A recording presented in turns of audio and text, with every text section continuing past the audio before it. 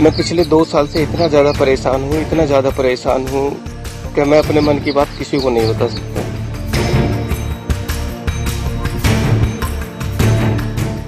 ये UP police का एक कांस्टेबल है, गाजियाबाद में तैनात था। जी हाँ, तैनात था, अब नहीं है, न पुलिस में और ना ही दुनिया में। हनी ट्रैप और फिर ब्लैकमेलिंग क्या होती है, इसकी गवाही दे रहा है ये पुलिस वाला। जी हाँ, यूपी पुलिस का कांस्टेबल पम्मी एक लड़की और उसके साथियों से ब्लैकमेल होता रहा और फिर उसने उठाया वो कदम जिससे समझा जा सकता है कि वो किस हद तक तनाव में आ चुका था। एक लड़की है मेरे ही गांव की, मेरे ही घर के सामने रहती है। वो पहले मेरे रिलेशन में आई। रिलेशन में आने के बाद 2 साल से मुझे परमानेंट ब्लैकमेल कर रही है। सुना आपने, 2 साल से ब्लैकमेल हो रहा था कांस्टेबल पम्मी। शादीशुदा था वो, लेकिन पड़ोस की एक लड़की से रिलेशन कायम कर लिए।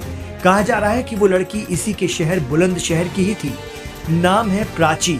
तो शादीशुदा कांस्टेबल पम्मी से रिलेशनशिप का प्राची नाम की लड़की ने खूब फायदा उठाया और अपनी दोस्त सोनिया के साथ मिलकर उसे ब्लैकमेल करना शुरू किया। पिछले 2 साल से इन्होंने मेरे से कम से कम 6 लाख रुपए तो ले लिए हैं। अब भी मेरे पास पैसों की डिमांड आ रही है। मैं इनसे कुछ कहता हूँ, इनके नाम की एफआईआर करने के लिए कहता हूँ तो ये कहते हैं क्या नाम है, हम तेरे नाम की उल्टी एफआईआर कर देंगे, जेल चला जाएगा।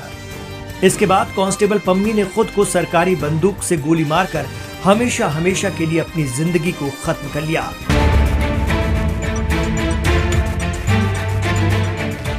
जी हाँ, लड़कियों की ब्लैकमेलिंग से तंग आकर कांस्टेबल पम्मी ने अपनी यह लीला ही खत्म कर ली, जबकि वो शादीशुदा परिवार वाला आदमी था। अपने आखिरी वीडियो में पम्मी ने बताया है कि कैसे पिछले 2 साल में प्राची और सोनिया ने उससे 6 लाख से ज्यादा रुपए वसूल लिए।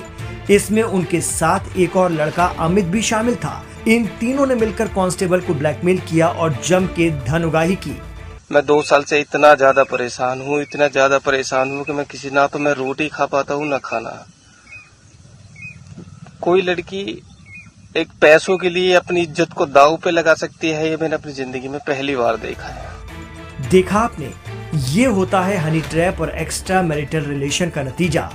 अब ये लड़कियां और इनका दोस्त कांस्टेबल पम्मी को कैसे और किस तरह टॉर्चर कर ब्लैकमेल कर रहे थे, इसका खुलासा तो दोनों लड़कियों प्राची और सोनिया से ही हो पाएगा। इन दोनों को पुलिस ने गिरफ्तार कर लिया है। तस्वीर में नजर आ रही इन दोनों आरोपियों और इनके एक दोस्त की लालच और ब्लैकमेलिंग के चलते पुलिस कांस्टेबल को अपनी जान देनी पड़ गई। शायद वो परिवार, समाज और अपने आला अधिकारियों का सामना नहीं कर पा रहा था। अब मैं पैसे इन्हें कहाँ से ला के दूंगा। मैं इतना ज्यादा परेशान हूँ कि बहुत ज्यादा, मैं किसी से कुछ नहीं कह सकता। और ये तीनों के तीनों, मैंने इस लड़की के पीछे इसी प्रेशर में एक बार जहर भी खा लिया था कि मैंने इसके हाथ पैर लड़की के सब चीज जोड़े कि मुझे माफ कर दे, गलती हो गई, पर इसने मेरी एक तक नहीं सुनी। मैं किसी से क्या बताऊं, मैं किसी से कुछ नहीं कहना चाहता। बस प्रशासन से एक बात कहना चाहता हूँ, हाथ जोड़ करके इस लड़की को ऐसी सजा मिले ताकि ये किसी के साथ जिंदगी में ऐसा कुछ ना कर पाए।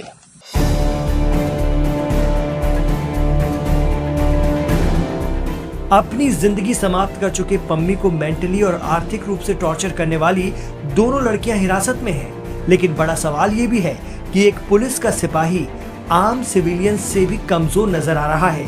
वो 2 साल से ब्लैकमेल हो रहा था।